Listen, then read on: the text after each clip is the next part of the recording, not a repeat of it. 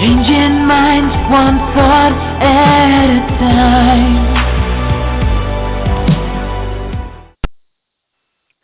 Greetings, everyone, and welcome to the Motivate Social Podcast, where we bring you people who are changing the world via social media. I am Dr. Akina Finch, and I have my lovely co-host, Vanessa Canterbury, here with me. How are you today, Vanessa?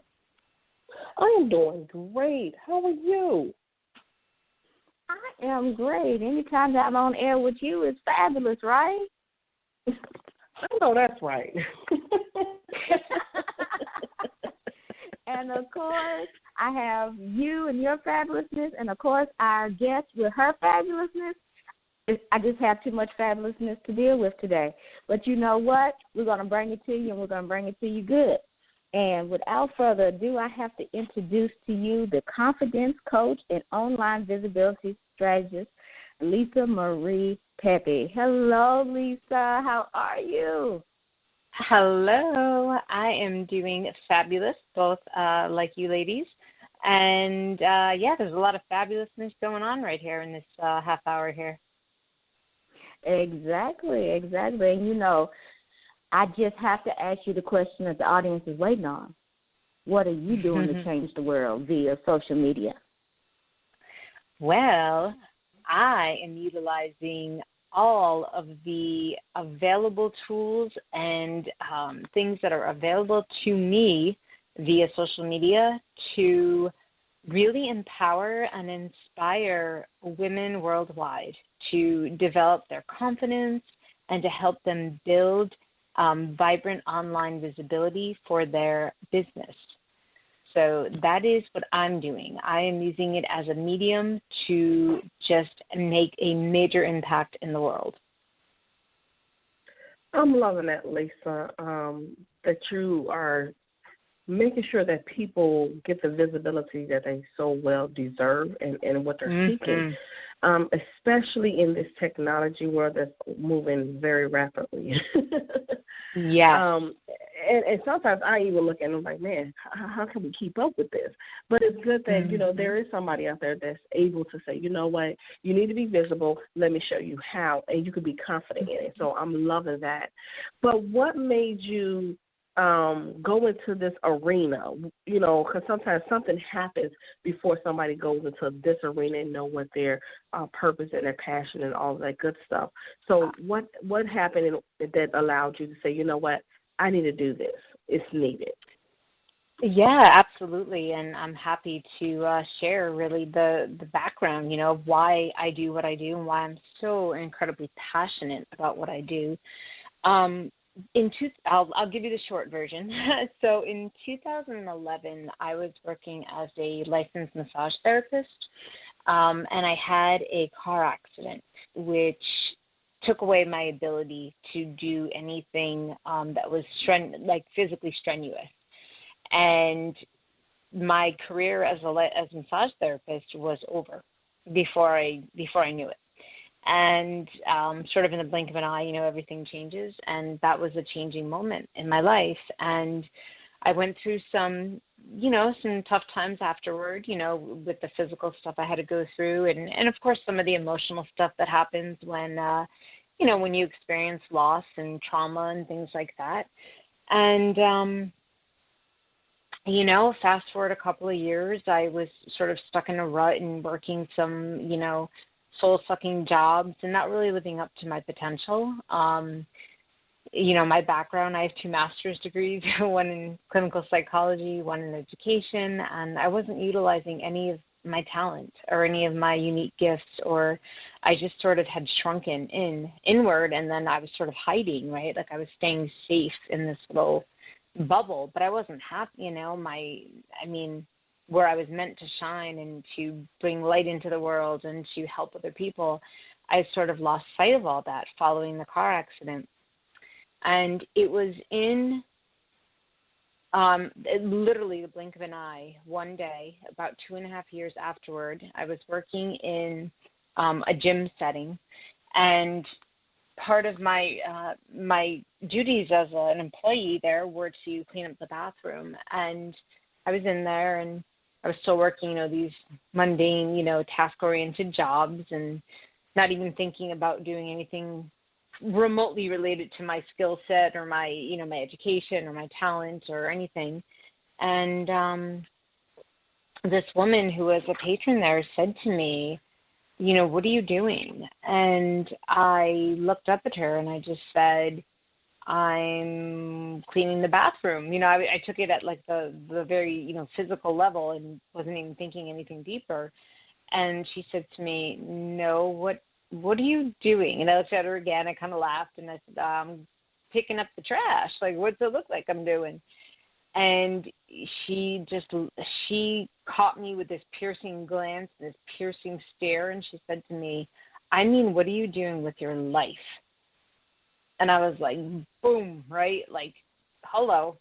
Like, that was a major eye-opener for me, and that was back in 2013. So I spent about 2.5 years in hiding and, not really being willing to step out into my own truth and my own purpose and all of that. And, I was lost. And she sort of was the one who sort of said, called me right out on it and said, what are you doing?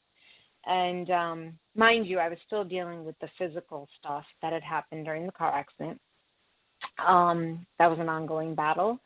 But nonetheless, I took her words to heart, and I really took a good, long, hard look at myself in the mirror when I got home, and I said, what am I doing? This is not what I am meant to be doing. This is not what God created me to do. Maybe for the time and the purpose that it served, I was meant to do it, but I knew long term it wasn't what I was supposed to be doing. So I got myself together and I literally, did like a 180 in about 3 weeks. I hired a professional resume writer. I changed my whole wardrobe. I changed my whole, sleep and wake cycle. I started applying for professional positions where I could use my gifts and my talents, my education. I was employed full-time within like a month by a school district. And I was really starting to feel good and starting to feel confident again. And I wound up having surgery on my shoulder, which was still the result of the car accident. That was in January of 2013, and the surgery didn't go quite according to plan, right? They tell you one thing, you'd be fine in X amount of weeks, months, etc. And the reality of everything is my surgery did not go that way. I wasn't fine in a couple of weeks or a couple of months or, And so I had a lot of time to think. So I was out on unpaid medical leave because I was, I'd only been with the district for a year, so I didn't qualify for anything yet. And I tried to go back to work, but physically I couldn't do it. I couldn't do it because of the way my shoulder was healing and not healing, it didn't go according to what I had planned again. So it was clear as day. I was sitting in my bedroom. It was March of 2013. And I just looked up at God and I said, you know what, God, you lead the way. Tell me what you need me to do. Show me where you need me to show up. Because clearly I've not gotten it right in the last several years. And I know I was created to do something bigger and better, so tell me, am I supposed to leave my job? Am I supposed to pursue something else? I had a lot of questions ran through my mind. And I sat patiently. My job was still protected at the time, and I still intended to go back to work. But, from that day forward, I dove in and I just started doing life coaching and resigned from my job. And the rest is history. Of course, I've been, in a self-evolving, self-development ever since. I don't feel like we're ever quite where we are supposed to be, but I can tell you that I'm so much closer to being in alignment with my purpose and my passion and feeling so incredibly blessed that I can do what I do now every single day, and that I have the ability to impact women around the world to reinvent themselves, to develop confidence, to overcome setbacks, to rebound from, traumas or things that have happened in their life. That kind of work it's priceless, and I love it. I love everything about what I do. Oh, that is a beautiful thing, because there's a lot of people that's going around not loving what they do. We all know Right. that feeling. And Absolutely. we all know that feeling when the light bulb comes on and it's like, okay, here it is, and now it's time for you to stand up and deliver. And Yes. I love the way you talk about the development. And so let's venture into the life coaching. And as you're doing your life coaching, you eventually become a online visibility expert.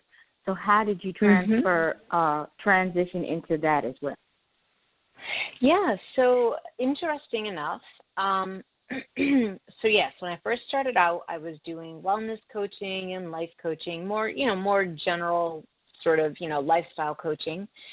And the whole time I was educating myself on how to be an online entrepreneur. This was a whole new world for me. I had no idea that someone could actually reach people worldwide via social media. And so I taught myself a tremendous amount by listening to podcasts, by listening to webinars, by taking courses, by hiring my own coach. And what happened was I started to discover certain things, and I'll say it by accident, right? Because that's often where like a genius invention comes from or something. You're just kind of tinkering around one day and you go, wow, that worked. Oh my goodness, I'm going to try that again. And so I would repeat these little things that I was doing. And I noticed that I was getting like a really high organic reach on my Facebook page or, that's mainly where it started. But of course, then I learned about other social media platforms as well and just really took a liking to it and really, really started to understand it and how it can be used strategically, not only to promote good, right? Because oftentimes the media gets kind of like blasted, like the mainstream media for only promoting like, negative stuff or always showing like political stuff. And they don't show enough good stuff, I feel like personally. So, of course, I got into everything from podcasts to doing my own show on the Life Coach Radio Network for almost 2 years. I'm currently on a hiatus right now from that. But, I just discovered this whole new world of reaching people. And then with tools like Skype and Zoom and now Facebook Messenger, I could connect to people all over the world. And that to me was it was like mind-blowing. It was like, oh, my God, I'm having a conversation right now with someone in Australia. It's like a completely different day, but we are communicating. I can see her. She can see me. We can speak. We can understand. So it's almost like I was having an in-person discussion with these women.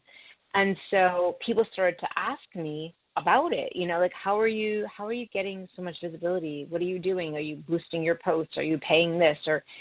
And truth be told, no, I didn't pay to boost anything. Now, let me preface that by saying I do believe in, using Facebook marketing and Facebook ads strategically if you have a program or something like that. I don't necessarily believe in just boosting posts for the sake of boosting posts, right? Because I've never done that. And I've seen a lot of women who just sort of, they throw away their money. They're doing it, every day, $5 here, $5 there. It adds up.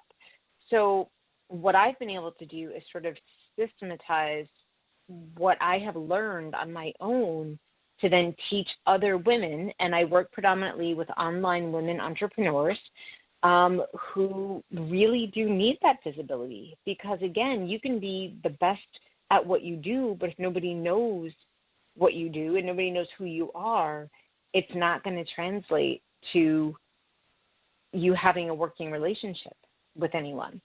So that's sort of where the strategic piece came in. And of course, like things change so rapidly with social media. So I am trying to stay ahead of it. not always easy, of course, but I do try to get updates and alerts and things like that whenever something is coming out or something is changing, and I try to hop on it right away and figure out, what platforms are the best for certain businesses versus others. And that's really where I help most of my clients. Of course, there's the other piece, which is, are you confident enough to show up on social media?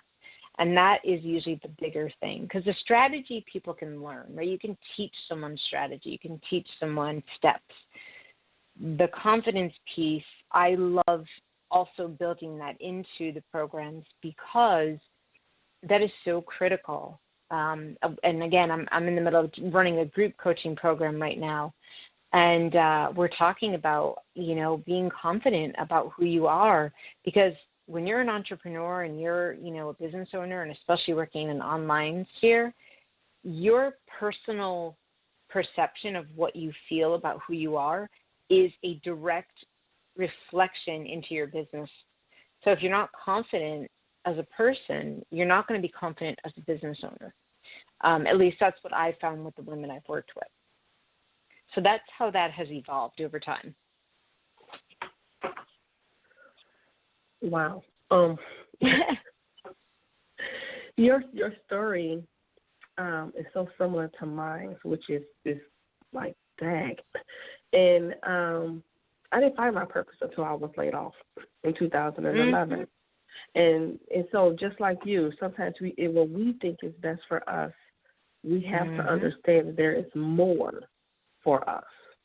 And so it's so important that people know that you need to be able to have more than outside that job, outside that school, because you just never know. You just never know. And I can't express this enough. You just never know. And this is what I'm loving what you're saying, because I, too, can relate. And so, that's kudos to you for doing that. It's needed. It is truly, truly needed. What's one of the things that you would tell, like visibility? I'm an introvert. I'm so trying with this social media live streaming thing.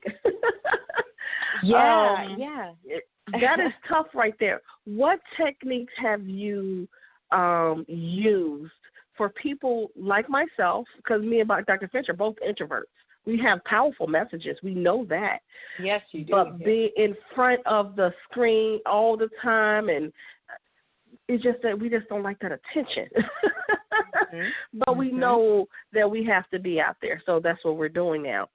What's one of the techniques that you have used for people like Dr. Finch and myself to be able to say, you know what, use this technique and see if it works, and then to come to find out that it do work?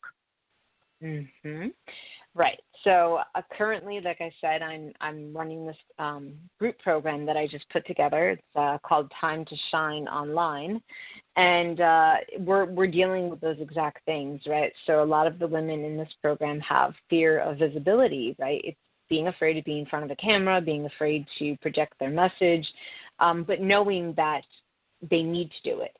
And one of the things that I strongly encourage people to do is to literally, it's going to sound like common sense, but this has been really powerful. Practice doing it, and just get in the mode of being in the moment and try to remove any judgment from what you see on video, what's projected back to you. That's really, I think, what happens is that people become so critical of themselves. And that is one of the techniques that I work on specifically with women, is teaching them how to embody and embrace who they are, wholeheartedly. So you don't have to be perfect on video. In fact, the more real and the more honest and the more vulnerable you are, it seems to actually draw people in more.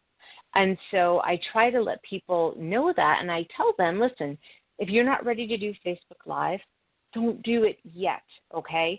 But every day leading up to that time where you're going to do it, and I always say put a date on the calendar, because that's going to hold you accountable. Of course, if you are one to check in, it'll keep you accountable. But practice, practice, practice. And even if you're not comfortable, let's say, putting it in front of a camera right away, practice doing it in front of the mirror. You want to get used to seeing yourself, but accepting yourself. So I'll get even a prime example for myself, right? Like I was scared, to hop on Facebook Live. I had no idea how to use it. And one day I said, you know what, I'm just going to do this. And I did it, and I just started talking. And was it perfect? No. But did I do it? Yeah. And then I got a little bit better with time. And then even now, I'm doing this Facebook Live challenge. My coach has put me up to a 30-day live challenge, which is a lot, right? Like 30 days straight, going live. And I made a video the other day, and I'm someone who is comfortable in front of the camera, but right in the middle of it, like my cell phone dropped, like I lost everybody, and I was like, whoops, okay, we're back. I was like, see, I'm not perfect. The phone just fell. Sorry about that, guys. So I think, being real about it, you're not filming for a Hollywood movie, right, where you have to go back and cut and edit and all this stuff. People will listen more to the message than they will pay attention to some little flub or flip or, slip you have. But yeah, getting in front of the mirror and practicing, maybe writing out your script and practicing it, but not using it once you're live on video, because people can tell when you're reading from something. But, get it down, like memorize what you want to say, and kind of memorize what are your talking points, where do you where do you want your audience to go with you? What is your message? What do you have to offer? And make sure you focus in on that. And it seems to be working for the women that I'm working with now. So I hope that's helpful. Oh, yes, it's definitely helpful because, I've been on live stream for a while myself, and I mess up all the time, and they still come back. Exactly. Exactly. And I'm not trying to say that to sound crazy, but I want people to know, so what? They're building a relationship with you. And you're not going to be perfect all the time. They need to see you for who you are. And I tell people all the time, especially my speakers and my coaches, I say, listen, this is what they are seeing. They already see what they're going to get. So why not give the best value you can, yet still show you are human? So don't be surprised when you start getting speaking engagements and coaching bookings. Don't be surprised. Exactly. Because guess what? They've already built the relationship with you. They already see what you have. They already know what they want. They've already built that continuity.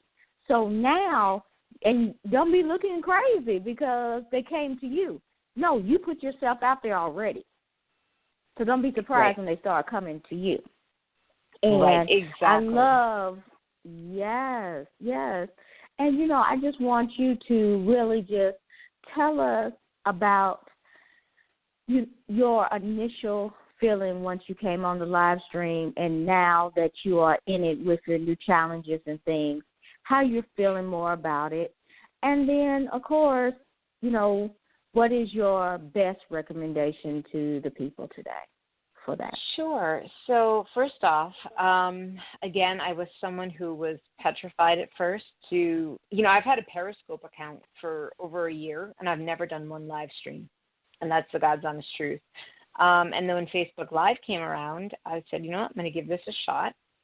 And what I discovered was that with each video that I did, oftentimes I would sort of pick like a theme for the day.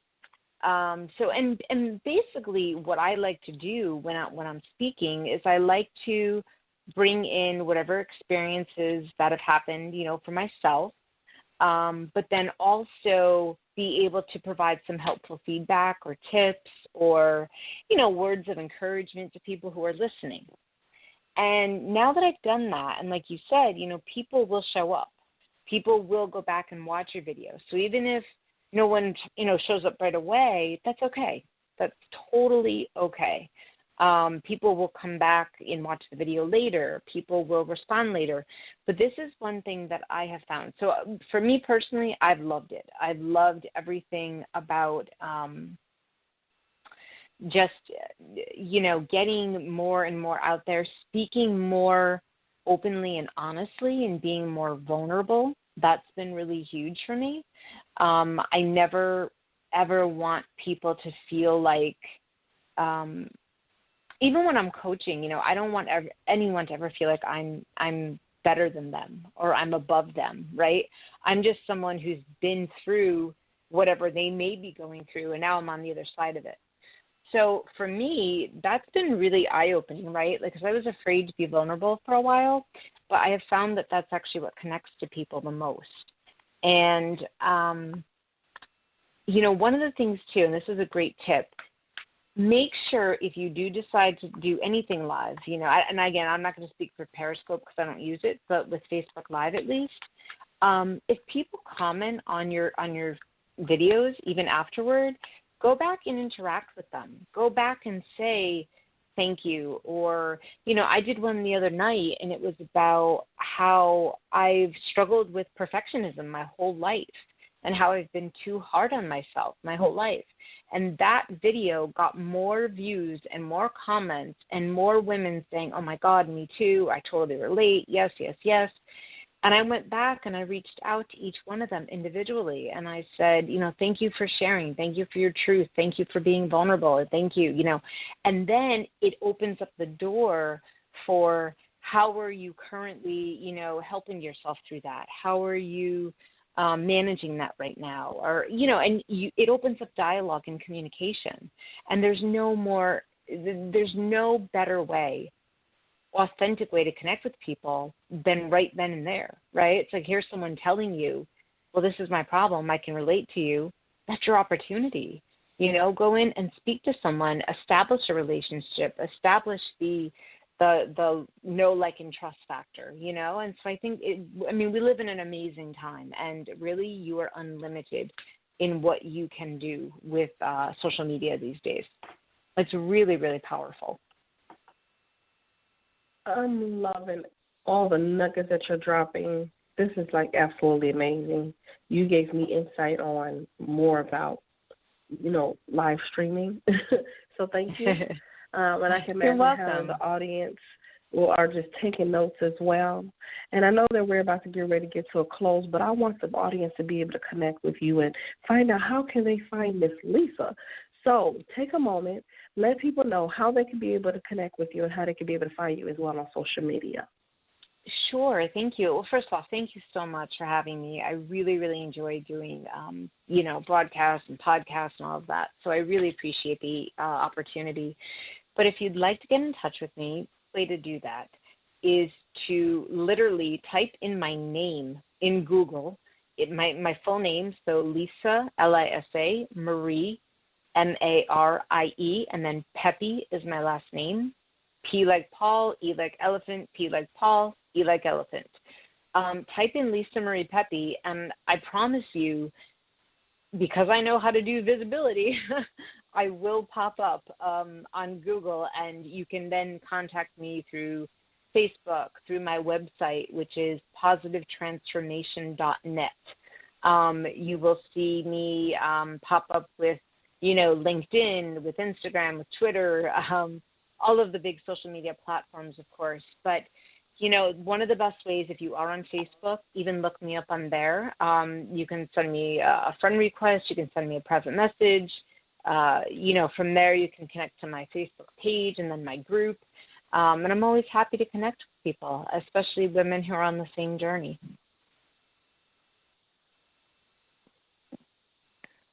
Thank you. If Lisa said something today that resonated with you, please find this podcast on ChangeYourMindsOnline.com. You can also find us on iTunes, Stitcher, tuned in, and, of course, our YouTube channel. Thank you so much, Lisa, for being on today. We definitely appreciate you. Thank you. Thank you, ladies, so much. And I do hope that you have an enjoyable and blessed day ahead. Thank you as well. Take care, guys. Bye-bye. Well, thank you so much, everyone, for listening. And we will continue to bring you people that's changing the world via social media. So until next time, good night, everyone. Good night.